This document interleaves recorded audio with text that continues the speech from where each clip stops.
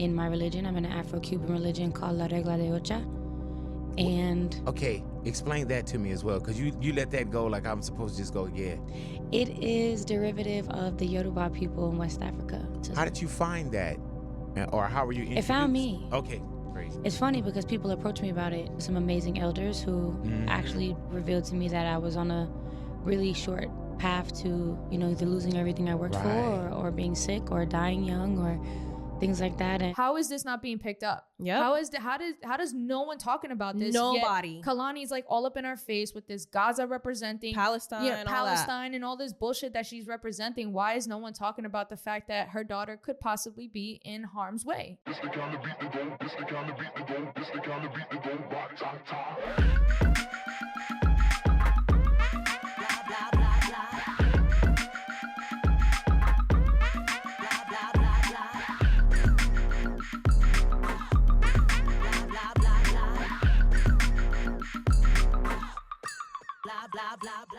Welcome to another episode of the Petty Headquarters. I'm your host, Tina Locke, and this is Jessie Strange. Yes. And today we are going to dive a little deep, into this whole situation with Kehlani and her baby father by the name of Javaughn Young White suing her for custody over their daughter, Adeya. Yeah, so buckle in. Get ready for this weekly dose of mess because it is interesting. Very interesting. But for those of you who are new, welcome to the Petty Headquarters. Welcome. New and old, welcome to the Petty Headquarters. Yeah, returning and new, welcome. Yes. We are a pop culture podcast. If you guys are not familiar with us, we cover a lot of things from celebrity drama to Zeus Network, reality TV, and stuff like that. But we also do trending topics and of that nature. Yeah. So that's essentially it, pop culture podcast. So what you see is what you get. Yeah. If you like what you hear, if you don't like what you hear, it doesn't matter. Hopefully you'll gain a new perspective of things. So for sure. I guess we're just gonna get into this weekly dose of mess. Yeah. I'm excited because it's been a long time since we covered anything outside of the Zeus world. For real, I'm so happy. It's a little refreshing. It's for refreshing. Sure. So we hope that you guys feel refreshed, ready to hear something new. And I don't know. I mean, let's just jump right into it. So for those of you who don't know, Kehlani is a singer, and if you people who probably don't know, they probably heard this song before. So I'm just gonna play a few seconds of it just so that people who think they haven't heard of her, they know that they've heard the song. Okay. All right. So because of copyright, we can't play the song or the video, but here's a photo of Kehlani. Okay. Bye. Also, for those listening on audio, if you don't know who she is, just feel free to Google her. With that being said, that is Kehlani. She is an R&B singer. She first came on the scene when she was with this group on America's Got Talent. She was very young at the time, and I guess they took a liking to her and felt that she needed to go solo. Then after that, she went solo. Then Nick Cannon noticed her, reached out to her, and helped her jumpstart her mainstream career. So that is essentially who Kehlani is. She is a very popular, big mainstream R&B artist, wonderful singer, beautiful woman. Apparently she's bisexual, so that's something that we'll also get into in the conversation as we go into it as well. So this whole thing with her baby daddy, Javaughn Young White. Now, for those that don't know who he is the father of Adeya, which is also, they have a child together, him and Kehlani. He was also her guitarist on tour. And that's essentially how they met. And she opens up about how they met. They only dated for a year. She talks about this on Nicki Minaj's Queen Radio. And that is who he is. He is a guitarist. He is also the brother of this comedian. I forgot his name right now. But he's in the industry, but he's not too much in the industry, if that makes sense. Rumors were said that he's also bisexual, which I guess he debunked that and said he's not gay. Yeah, and the rumors started from Kehlani herself because she went online and had mentioned that he was bisexual. Do you think that was to save her own image of being a part of the quote unquote queer community? That's right. So I want to give my intake before we get into that because Kehlani, how I knew her was that she was big in the LGBTQ community before she became as big as she is now. I followed Kehlani when she was, more on Instagram. she was dating this girl who I knew in the gay world in New York. So that's how I got to really know who Kehlani was. So yeah, she was heavy into representing the LGBTQ. And, you know, that's what I always imagined her, was like this bisexual girl. I didn't know that at this point that she had dated, you know, Party Next Door. I didn't know anything about her other than the fact that she was dating this Instagram girl from New York that I had followed. She's a tattoo artist. That's all I knew. So going into getting to know Kehlani, that's all I thought. She was just representing the LGBTQ.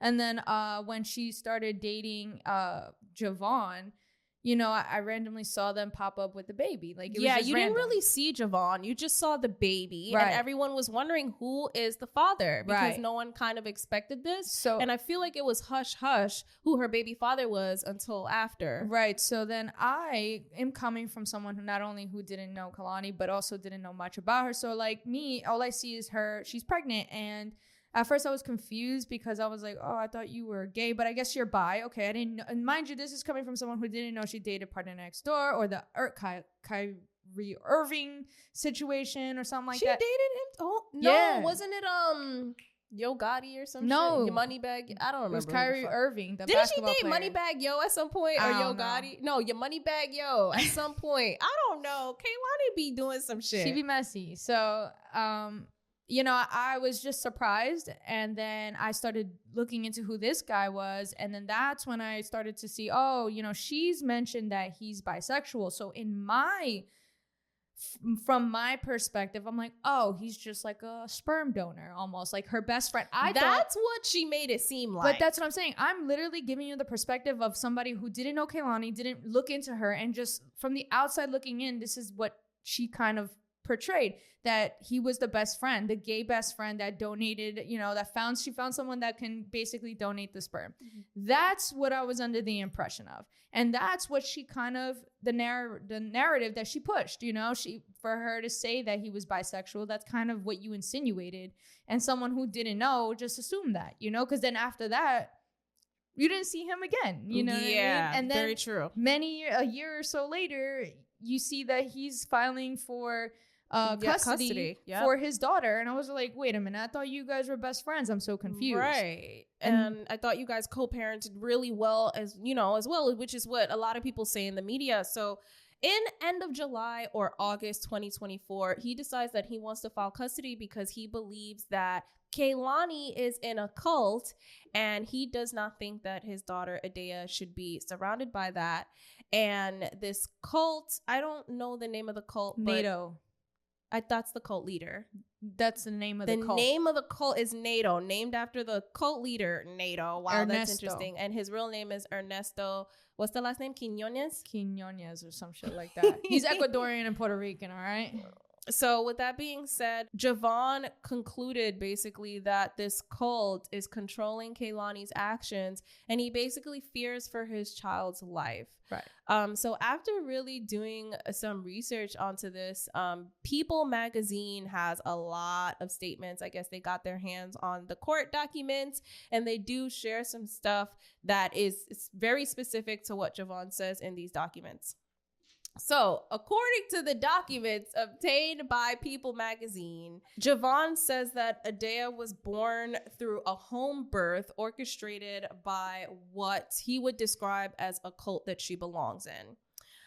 Young White wrote in court documents obtained by People, due to the fact that Adeya was born in a home and not in a conventional setting like a hospital, my name is not on Adeya's birth certificate.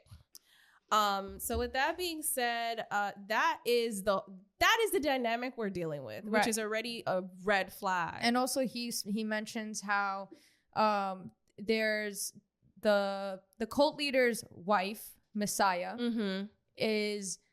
she takes psychedelic drugs and she'll take baths with the daughter. Yeah. And then apparently they also do certain things behind closed doors where the parents are not allowed in there, and they hide it under a cult ritual or whatever, which to me doesn't make any sense. And I think this is something that I want to talk about specifically, but I'll ask you later. So moving on, he does point out some other stuff along with what you just said. He does also say that Kehlani refused to give him their daughter's social security number, and he is under the assumption that she may not have even gotten a social security number for Adeya, only because they didn't do anything in the hospital. They did everything kind of like, you know, off the grid, orchestrated by this quote unquote cult. And apparently Kehlani had blocked him, according to the leader of the cult by the name of NATO, convincing her that he was a danger to her and her child, saying that he had a vision that Javon would kill Adeya.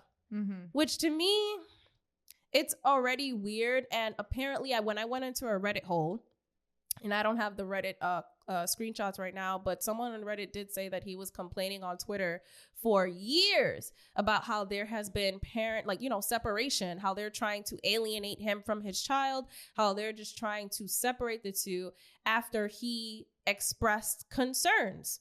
And I just find it weird that you would even want to alienate. I feel like that's always a red flag. Any adult trying to separate a child from their parent to and hide it under some type of saving grace is already a red flag. We've seen how this goes. We know how predators are and how they move. They always want to separate the fucking parents. And 9 times out of 10, the agenda is not good. 100%. So a few of his tweets where he was going off on social media was, he says, I actually specifically said that it's weird that people call me gay as a dig, because it's not a dig. It's weird. That says more about them than me. But I understand what angle you're listening from. Motherfuckers say that I lied on my sexuality to protect whatever lesbian identity was working for them at the time. And I caught all the flack for it, and I constantly get told to shut the fuck up before I ruin motherfuckers' career. That's what gets me tight, bro. Like I said, I've been called gay forever. It's not that. No, people implying I'm a gay sperm donor when I'm a whole father is lame as hell, and I'm not going to sit here and go along with it. Also, being outed as a gay queer man against any consent and getting homophobia thrown at me for years gets me tight, bro. Don't push that on me. There's just a few tweets from him and how he's felt about this whole thing. Wow. Clock it. And you know what's crazy is that there is an article as well, basically talking about how, when what's her face? When Kehlani spoke on Queen Radio about finally bringing him to the surface, she does at some point in the article, I don't know if she mentions it, but the article mentions how they're both part of the LGBTQ community, and he helps her cope, and like, you know, she likes being with him in that sense because they can relate to each other and help each other. And I was like, very interesting now hearing that tweet, because I heard he tweeted about it, but I didn't see the tweet. I'm so glad you had the tweet. Hearing that makes so much sense, that she would come from that angle to spin it in the media like, hey guys, look, like, I'm still a part of the community. Like, I'm not a fake. I'm not a fraud. Right. Like, look, but I just feel like the fact that you even have to do that, you don't even have to do that. But I'm not going to lie to you, because coming from someone who didn't know, that was my perspective. Like, I thought you were gay. Not to say that gay women can't have babies, but it was with this man. It wasn't like, so I thought, again, he was the gay sperm donor. Like, like I thought that, and it didn't make me even question her sexuality or her intentions behind constantly standing behind the LGBTQ because of that. Right. But now when I'm looking into everything, and now that I've done my research on, who Kehlani is, I'm starting to look at her different and starting to feel like, was this whole LGBTQ identity a part of your marketing, because you've seen that there's not big people in the LGBTQ kind of like representing? Because I remember there was this one music video, and I forgot what song, but y'all be knowing, it was this one music video that she had where she was in a convertible, and it was her being gay, and it was sexy, and I remember being hyped about it because it just looked good. You know what I'm saying? And so like, I wonder if that was her intentions, like, you know what I'm saying? Because I don't know, but I think that, I am approaching this with an open mind, and maybe there was something more than just her being, you know what I'm saying? Right. Well, I mean, I guess you do have a point. I'm not gonna lie. Seeing her first appear on the scene in America's Got Talent, shorty looked gay as fuck. But you know, I could be wrong. Anywho, so moving on to back to this whole case and this whole situation, Javon also noted that, and he says this in quotes, "I have been trying to express my fear, anger, and concern to Kehlani about our daughter's living environment when she is on tour and when she is with her," quote, "who essentially live in her home." Young White said in the documents, however, "Instead of addressing my feelings, she resorts to disparaging me online to her millions of social media followers," which is something that he had also noted. And honestly, I think that this whole thing is really crazy. So of course this got picked up by the media, and then people just started calling it a sex cult, right? Which then Javon had to go online again and basically say, "I never said that. I never said it was a sex cult." But let's pull up that Instagram post because I have the receipt. He said on Instagram, "I never said that I think Senteria is a sex cult, nor did I say that my daughter is in a sex cult. That's factually incorrect. And I think it's disgusting that TMZ would exploit a child's image like that. Further, I have not been made aware of any court-ordered mediation as of writing this per the account of TMZ. Personally, I would love for TMZ to justify me, the father, how they came up with this narrative. The TMZ article sensationalized aspects of what was said while simultaneously breaching my confidentiality. Further, the filing of my case was incomplete and did not have my authorization by error of counsel. I am no longer represented by the aforementioned counsel. There will be an amended filing soon, which will illustrate the full range of my concern. I don't need to paint an unfair image of my co-parent for my justifiable feelings to be respected by the court of law. This unfortunate trauma only increases the obstacle in ensuring my child's well-being. For now, I am hoping to clear the discrepancies made by TMZ. I hope to see a formal retraction and apology. Sincerely, Javaughn Young White." Yeah. And you know, I do want to touch on that because it's very interesting. You know, what it's looking like is a man who didn't take care of what he needed to do, as far as like, it should have been a red flag from the beginning that, you know, it's okay to have a home birth, right? Right. But then to not have your name on the paperwork, that should have been nipped in the butt immediately. Right. Because that's a red flag. Right. It's more than just a piece of paper. Right. It is custody. It is important. It's your name on that baby. Like, you know what I'm saying? Yep. Like, that is your baby too. So that, to me, and it says a lot about Kehlani to allow that. Right. Because why? Why would you allow that? Why?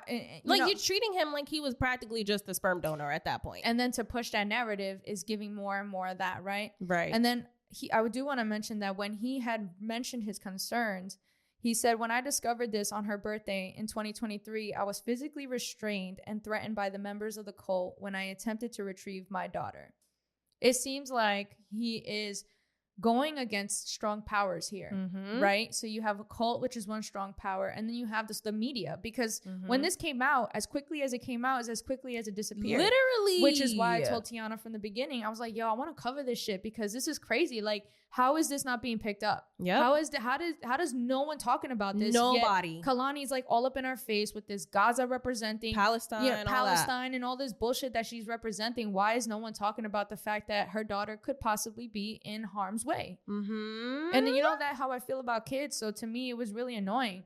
And that's why I'm really glad that we're talking about this, because it seems like, you know, it's frustrating when you have somebody who is so popular and so powerful in the industry, and you're not really someone, you know, you're going against someone who's not, who don't have those powers. And it's just so unfortunate because I can't even imagine as a parent, like, that's your child and you literally are trying everything in your power and cannot do anything about it. And it just brought me back to, you know, Quiet on Set, Drake Bell and that whole situation that happened, how his father knew and his father felt weird, and there were so many obstacles put in his way for this fucking grown-ass man to constantly abuse his son. Yeah, and they actually got in the way. Exactly. And they alienated him from his father when his father started to like get, you know, a little like suspicious of them.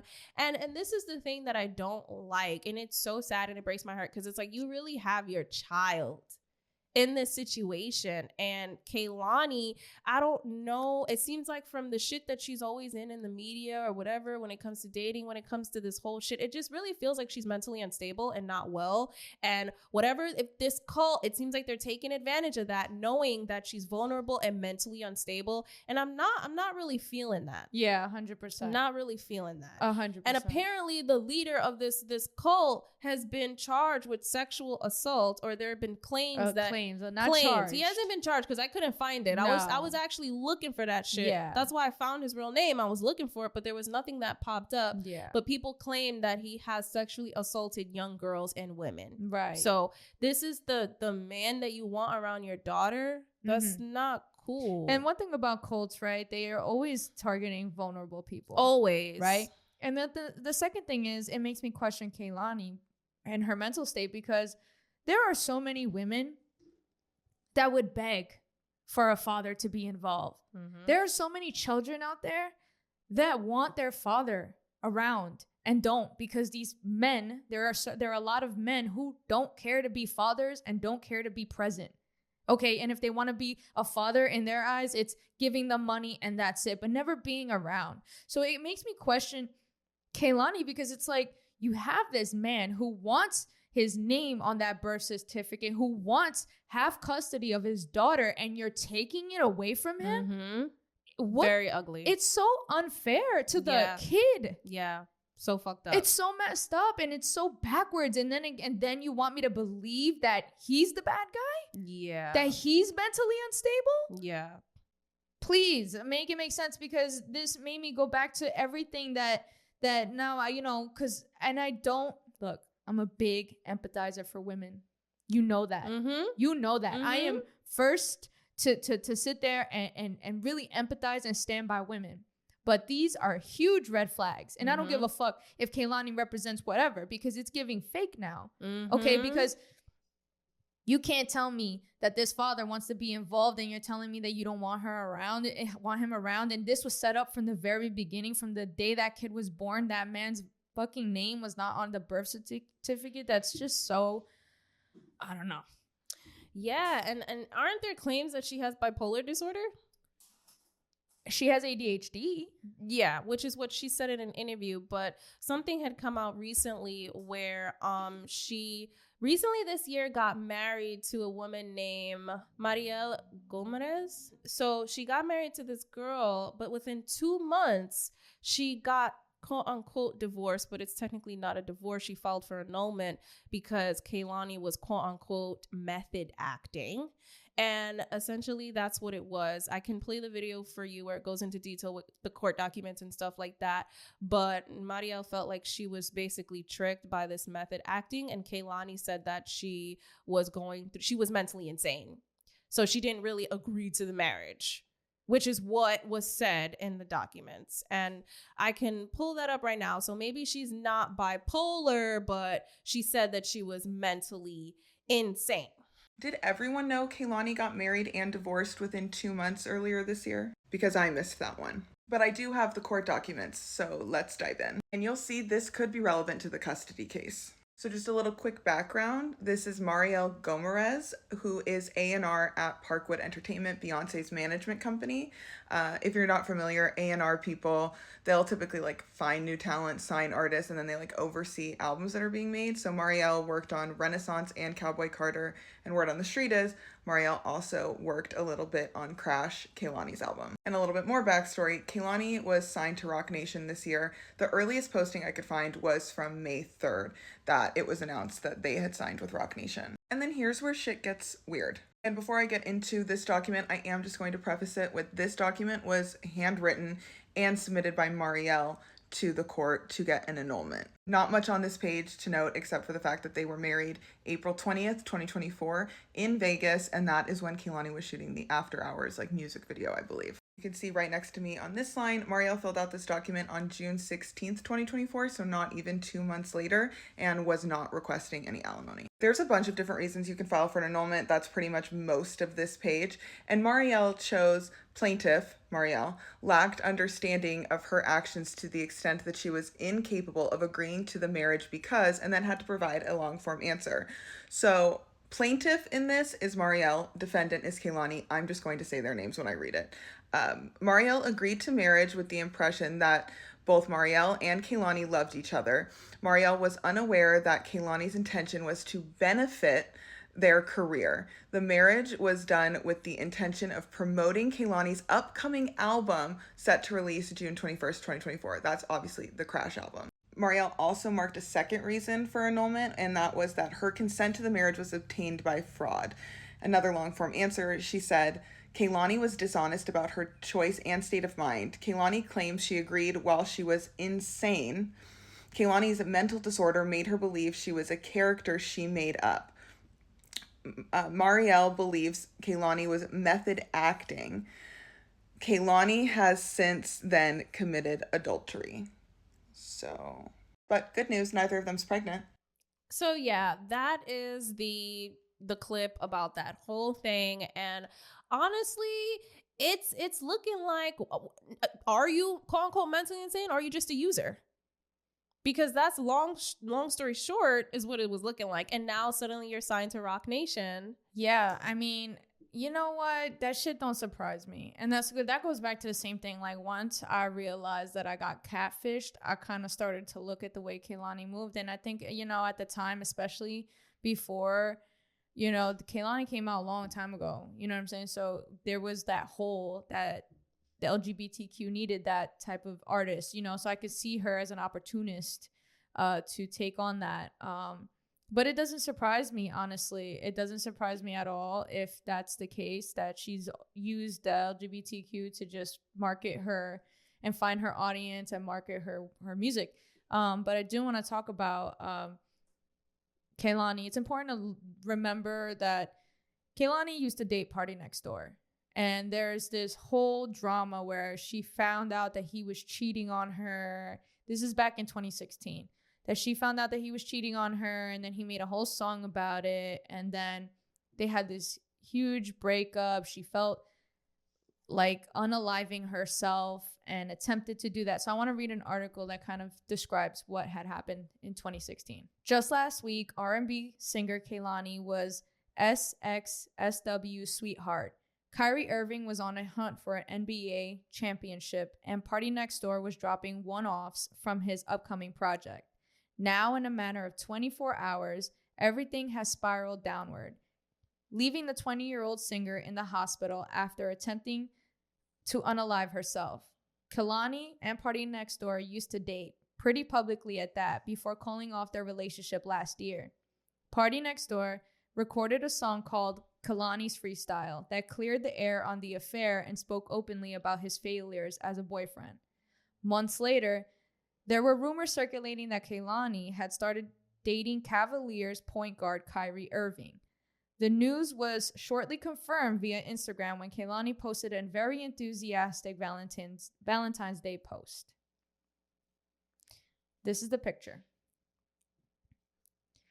She wrote, I was in a dark place, feeling totally incapable of being loved. Was told things like love was possible, maybe, but also very impossible for someone in my position. Was used to being in situations where I was so unappreciated and gave so much with so little to nothing in return, and slowly accepted that that's how relationships work. 75% to 20%. Baby, you are my 50-50. Every day with you is light. Every day with you feels like Sunday morning. Thank you for your golden heart. I wish the whole world got the privilege to experience your love. It's an honor to know your soul. Thanks for being my bestie, my partner, my personal therapist, the Kelly to my Beyonce, cause you quick as fuck with them harmonies, and the greatest boyfriend of all time. Whatever. Happy Valentine's Day. We'll skip the rest, right? only a week or two later, there was another post about her being back with Party Next Door. Mind you, this is a 20-year-old girl, so I want to be light because at 20 years old, we do dumb shit. But I'll explain. Then after that, she had posted a picture of her in the hospital. And this is where she said, "Today, I wanted to leave this earth, being completely selfish for once. Never thought I'd get to such a low point, etc., etc." You guys can read it here. We have the asset here. Now, I say all that to say that Kehlani seems like she believes in, and this is 20-year-old Kehlani. We're talking about, she's older now, obviously, but this is 2016 Kehlani. You're getting an idea of the type of girl that she is. And she is one of those girls that believes in love and will handle and get herself in these situations where she believes in love so much that she's willing to handle any man who is willing to take her, right? And you see a lot of the times with these girls, they're easily manipulated. They fall in love very quickly because that was right after her getting hurt, and then she ended up back with Party Next Door anyways. You know what I'm saying? So she wasn't really in love, but you could see how she love bombs and she says all these things. Yeah. It's very fairy tale. Yeah. And I think that's a glimpse because, again, then I saw her dating, mind you, this was before I saw her dating the girl, that how I got to know Kehlani. So then after that girl on Instagram, you saw her date this other girl who I knew on Instagram. So I'm starting to see a pattern of behavior where Kehlani maybe, and this is just an opinion, is one of those girls that just, jumps into relationships, has these fairy tale ideas, and then realizes that, hey, this isn't going to work. Right. And people like that easily can become a part of a cult. Because they're constantly looking for love, that they can't find in people. So when you find a cult, love, all of that, you find a cult that can give that to you, you're gonna be susceptible to their manipulation. 100%. Yeah, after you telling me that, immediately in my head, I'm like, oh boy, you're one of those girls, man, that you're so obsessed with being loved that you don't even love yourself. So instead of loving yourself, you're looking for other people to do the love for you. And I have a love-hate relationship with girls like that because sometimes those women tend to be so sweet, right? But then they also tend to be very manipulative, and they think that they can cover it up by playing victim every time because they're so sweet. 100%. And that is what bothers me because it's like they fail to realize that 9 times out of 10, they themselves are the ones getting themselves into a lot of these situations. And it's not like nobody wants to help you. There's people that want to help you, but do you listen? No, you don't listen. You just get yourself back into the same situation again, and you don't care because all you care about is feeling loved, even if it's fake. And those girls, and it really brings me back to the kid. A lot of those times, those women have children to feel loved by their children because they can't find a partner who is giving them that. So they find these kids. I mean, they really have these damaged kids, to feel that love because they don't feel it in real life, and it makes me concerned because you're so selfish that you refuse to put his name on that birth certificate. So selfish. That's very selfish, and it's very red and they want to play victim, right? So, and that's the personality that you're dealing with when talking about those type of females. And me personally, I'm gonna say sorry in advance. I don't have the patience for it. I don't have the tolerance for it, and I don't sugarcoat any of these things. Which is why those girls, like if I do have you as a friend, they know not to vent to me. They know not to vent to me about certain things because I will not sugarcoat shit for them. What they want someone to lie to them, and they want someone, again, even the love bombing, even if it's fake, they don't care. They just want to feel loved, right? And honestly, you need a fucking taste of reality. You're ruining your life and you're ruining your fucking kid's life. And that's the harsh truth. And that's the problem with those women. They don't want to hear that shit. And I don't have the patience for it. And like, how many times are you going to sympathize with someone like that? Yeah. They keep doing this shit. How many times am I going to sympathize with you? I'm not anymore. You're done. And honestly, as soon as you read that to me, because I already had a feeling, but when you read it, I was like, oh my God. And it seems like you still are falling into the same habits. Yes, I was 20-year-old you, but why is this guy's name not on the birth certificate? Right. I agree.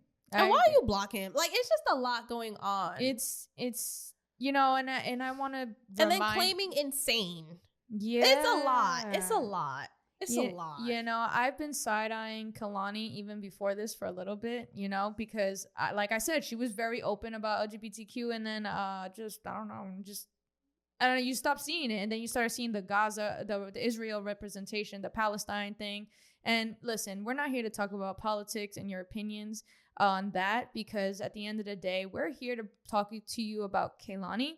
Mm-hmm. Now, but I do want to bring up an opinion that my friend had mentioned, because I noticed that Kehlani had made a music video recently that had the Palestine flag in the background, and she had on a kafaya, I believe that's how you pronounce it, and was dancing sexually in it or whatever. And I remember seeing that music video, and I was just kind of like, oh, that's weird, because like a kafaya is meant to be conservative, Right.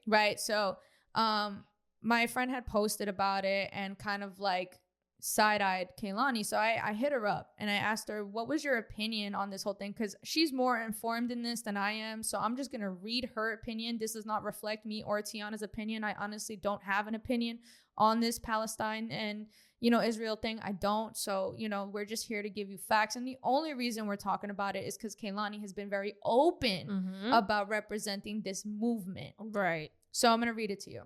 The whole Free Palestine and Gaza movement is brainwash and is actually a ploy for Islam to take over the Western world. And nobody seems to understand that.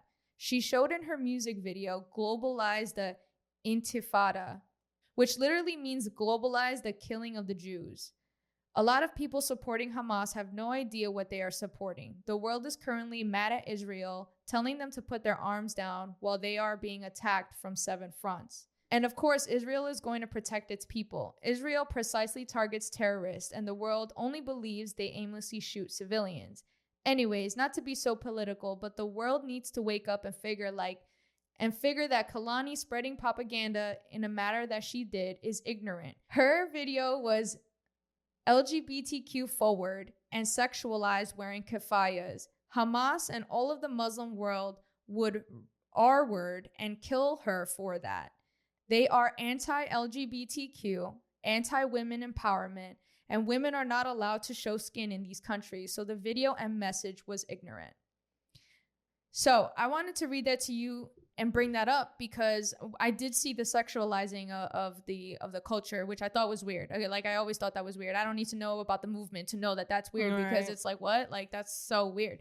But I think it's important for someone who is more informed to say that it's ignorant, because I think what Kehlani is doing with this movement is the same thing she did back in 2016 when she was supporting the LGBTQ.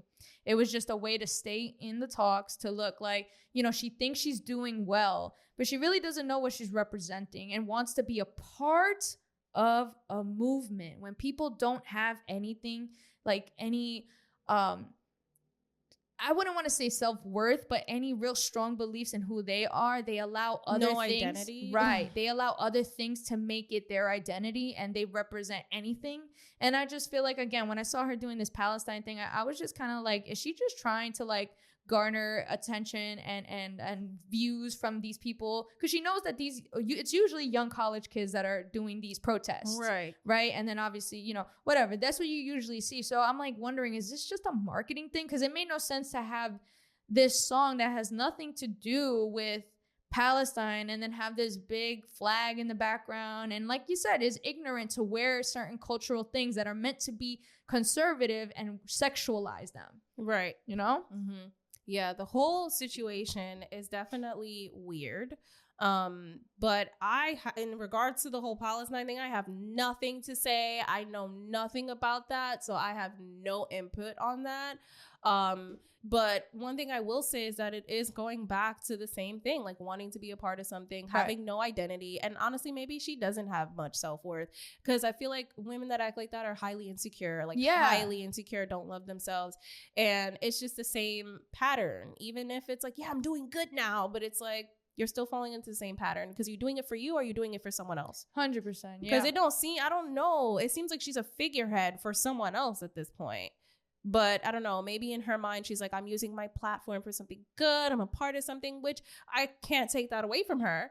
But I just want to know what the agenda is like for your part, like what's going on. So Kehlani did eventually she ended up responding to this whole thing about her being in a cult and all this stuff. So she does take to Instagram and she posts on her story this whole written up thing. And it says, what has been published in the media over the past 24 hours is incredibly hurtful, inaccurate, inappropriate, and simply untrue. I wanted to take the time to ensure that I responded to these accusations from a calm and considered space rather than a reactive one. She says, I strongly deny any claims that I have put my child in harm's way or left my child alone with anyone deemed dangerous or unsafe. I also do not align with any of the allegations made against my former religious community that have been stated in the media. I have always taken great care to ensure that my child remains protected and safe at all times. My child and my commitment to motherhood have always been my sole driving forces in this life and will always remain so. This is who I am and what I have always been focused on. This is a legal, private family matter that will be handled accordingly, and I will now be taking space for my own personal well-being and, most importantly, for the well-being of my child. Thank you for your support and for respecting our privacy. I will not be commenting further and will let the legal due process take place. Kehlani. So that was a very formal written piece that was posted on her story where she basically denies everything and says that basically we're going to handle this quietly with the family, and that's that. And just to note that she did say my former. So yes, she has left that religious group. There are rumors that she had left already because the leader was being abusive, which her and a bunch of other members have left. So apparently she is no longer with the group, which Javon takes notes of that. But he says in the time he still felt that he was, scared for this whole situation and how he's still fighting to this day. Like now that you're no longer a part of this community, what is being done to include me in my daughter's life. So it's just to go back to the whole cult thing. I do know that she has a song out called Altar. And, in the song, she is basically, worshiping and praising these divine spirits of the religion Senteria. And that's what the song is about. And it's a love song. And in the video, she's seen wearing white and doing, the dances and everything like that. A lot of people did not like it because they just felt like it was quote unquote demonic. And they felt like, because she also said she falls asleep to that song. She really likes that song. So I do have something to say about that.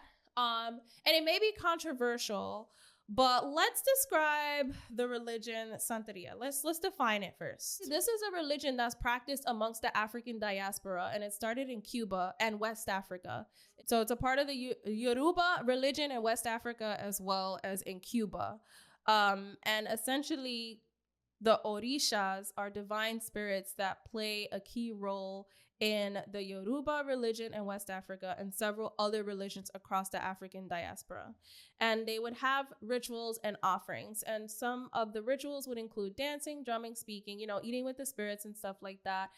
In occasion, I don't know how true this is, there will be animal sacrifice. And then for offerings, they would just make offerings like flowers, liquor, fruit, animals, stuff like that. Simple representations when they have the altar, right? And have those feasts to celebrate and basically praise these divine spirits. Now, with that being said and out the way. So with all of that being said in regards to religion, I do feel like there are people that come in and use religion for their own benefit and make it an evil thing. Whereas I feel like, how we say that there's always good and bad to everything, there's always two different sides. I feel like I don't like how people are so quick to say that the religion is demonic and all this stuff, because y'all don't say that about Christianity. Y'all don't say that about Catholicism. Like, you guys don't say that about all of the religions that are normalized and in your face, right? But you're saying this about Senteria, which I feel like this has been something that's been a thing and practiced amongst people for years. But because a lot of Black people are not connected with certain like African roots anymore. It's very easy to just simply, one, accept Christianity, which is what was basically forced onto us, right? And then two, to call something that you don't know demonic, I feel like is very ignorant. I don't believe that the religion itself is demonic. However, I do believe that there are people that can take the religion and turn it into something that is evil and demonic for their own benefit. And that is my stance on that. You know, some people saying that, oh yeah, it's evil that you would do this and do that. I don't think it's wrong. There's so many gospel songs that people, and it's a love song. If you look at the lyrics when it comes to God, there's so many gospel songs that are like that. But no one bats an eye at that. Nobody says anything about that. There's so many Christians that they wake up, they clean to gospel music and all that. They do all types of shit. Like nobody says anything. But now all of a sudden with this song Altar, it's like, oh yeah, it's demonic. It's demonic. I don't think it's demonic. I think whoever who started this cult, they could be demonic and could be using this religion for their own, like, you know, devious actions.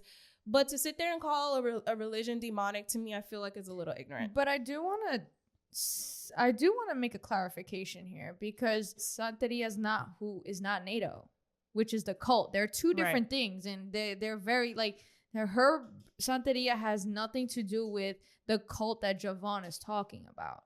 Yeah, I don't know why people are relating it to that. Right, because it's easy, it's ignorant. You know what I'm saying? It's easy to point the finger at something that looks because evil. There was this girl basically talking about how she didn't like her song Altar because she's like, oh, that's demonic. You're singing about demons. And I'm like, because a lot of the times in some of these practices, you know, they would do this, or like with the rituals, that is their way. Like even the dancing and everything that I had mentioned before, that is the way of communicating with quote unquote the dead. So they see that and immediately think, oh, this is demonic. But not everybody that died is a fucking demon. Like, let's just start there, one. And two, I don't know. Like, I just feel like there's different things that people don't understand. And I just don't like that people are so quick to say demonic when 9 times out of 10, that's not always the case. But was Kehlani even making that type of music before?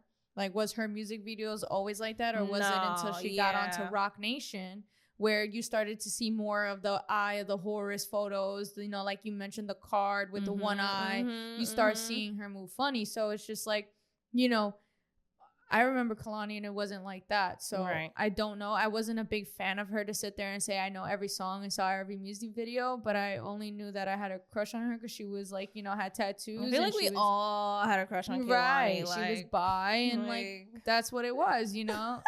So I don't know. And then recently she just, you know, again, like I said, recently I've just been side-eyeing her a little bit. So I don't know. Was it because she recently signed on to Rock Nation that a lot of her things are questionable? I don't know. There's certain people like YouTubers, like The Truth Is, that genuinely believes that there's some Illuminati behind all of this, and that, you know, Illuminati people who practice these dark things, and Rock Nation and all these people, they prey on people who have young children and stuff like that, because children are the most vulnerable and spiritually inclined. So I mean, all these things are, again, these are all perspectives and theories and conspiracy theories. At the end of the day, the only people who really truly know is Javon and Kehlani.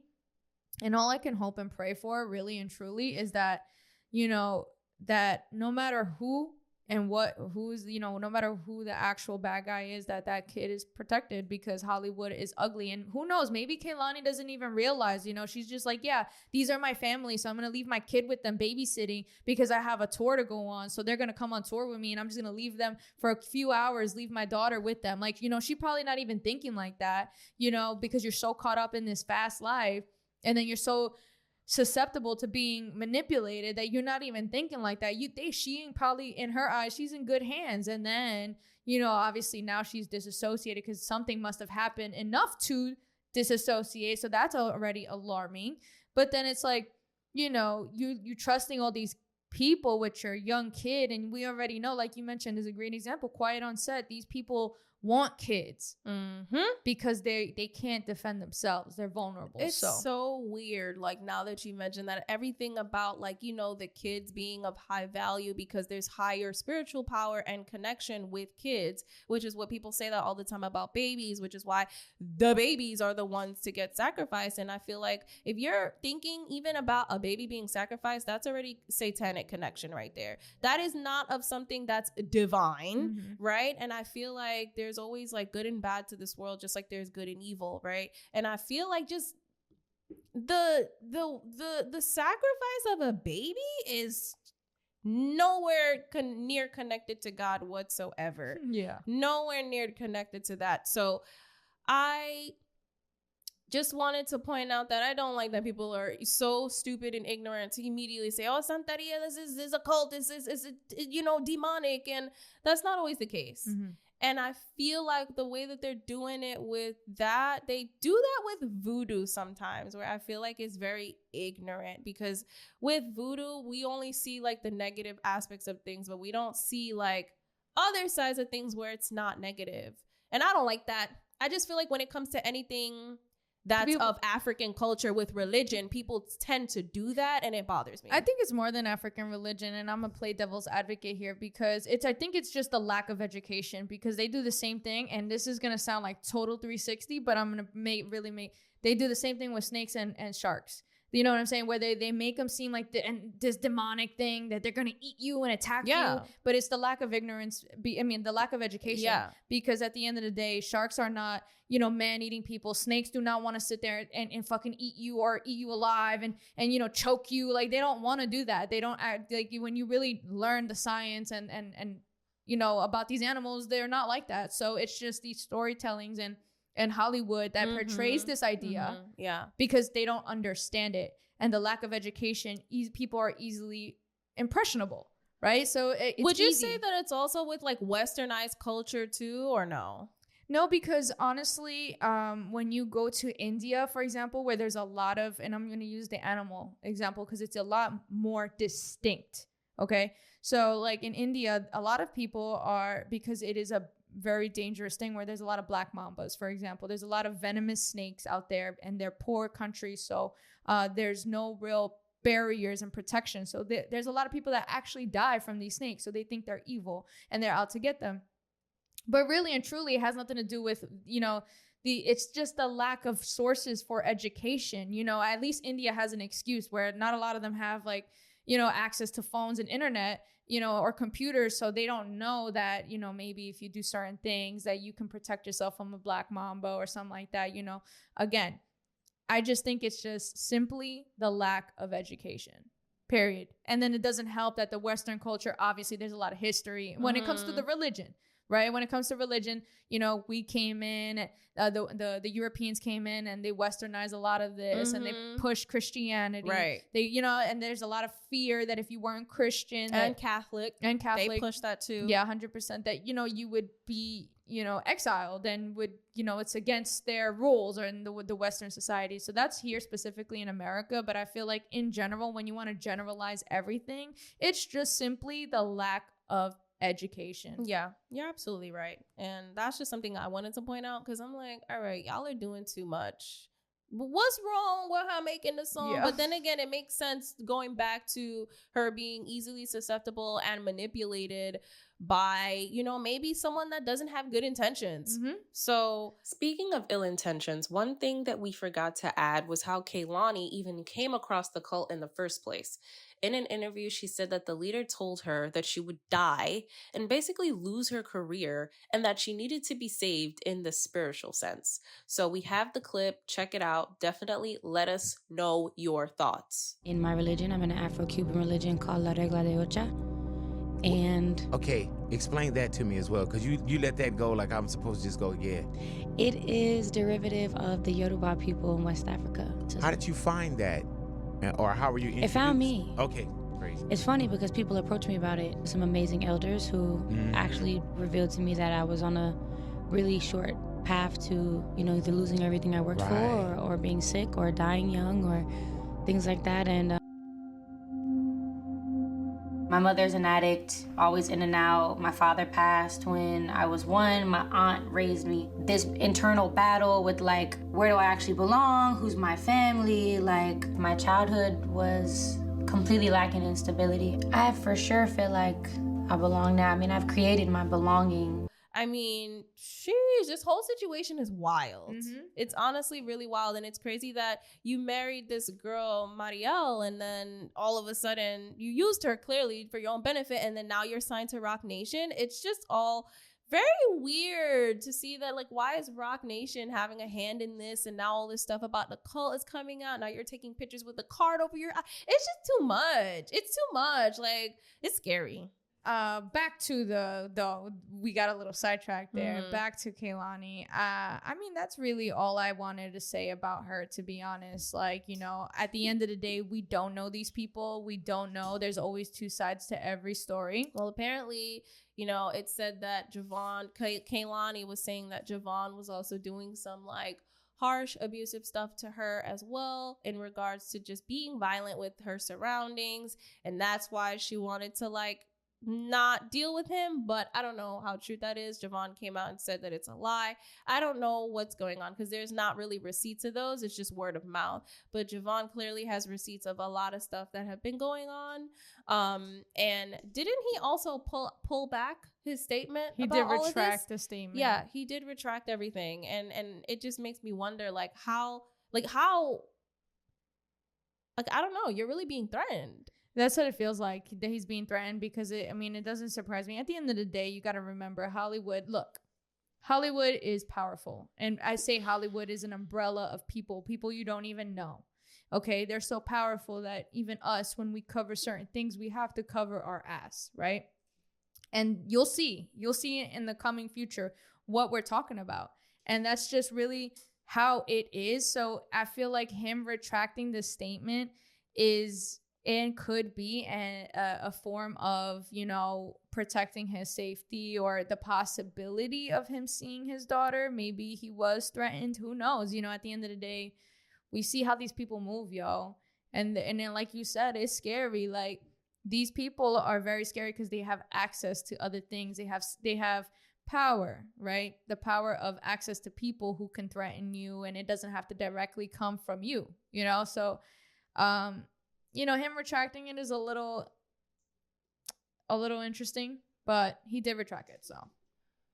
Yeah. All right. Well, I mean, that's all I have to say about this whole situation. It's really fucking crazy. Yeah. Definitely let us know what y'all got to say about this, if you even knew anything about this, because nobody's really talking about this. They're so wrapped up in the Diddy situation, for sure, that has just taken over the internet and the media. So, I mean, that's it. I don't really have anything else to say. Yeah, but I'd like to hear what y'all have to say, for real. Like, you know, and again, I want to be very mindful again and stay grounded when we're covering these things, because these are two real life people, and there's a kid involved. There's a little girl involved, which makes me really sad, because, you know, this is an example of what little kids go through every day in life. You know, that this real problem with co-parenting and having children with people who you're not really in love with or really see a future with. So I want to be mindful in the comments and not be so quick and not speak. But look, like I said,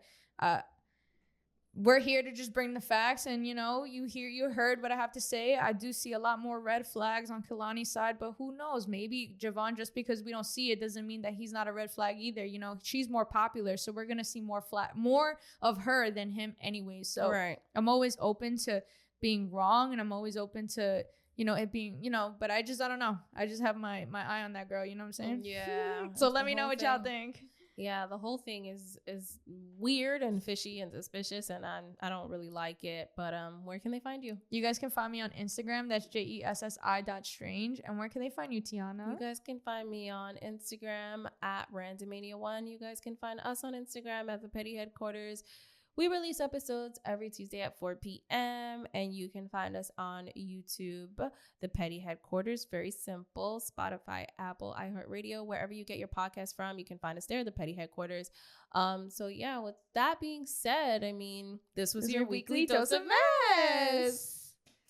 Do you want to say it a certain way? Like, would it be easier to say it like slower for you? Yeah, you say it mad fast. I say it however I'm feeling. I Like, know, you switch it up. What do you want to do? Weekly dose of mad. Like, that's what you want to do? Like, what do you want to do? Like, because that's the only time you'll get it and get on board is when I say it like that. You say it fast. You say, with that being said, this was your weekly dose of maz. That's it. It's very simple. Okay, so I don't how know why you want to say? Do you want go to be like fast. weekly dose of maz? Why you going extra slow?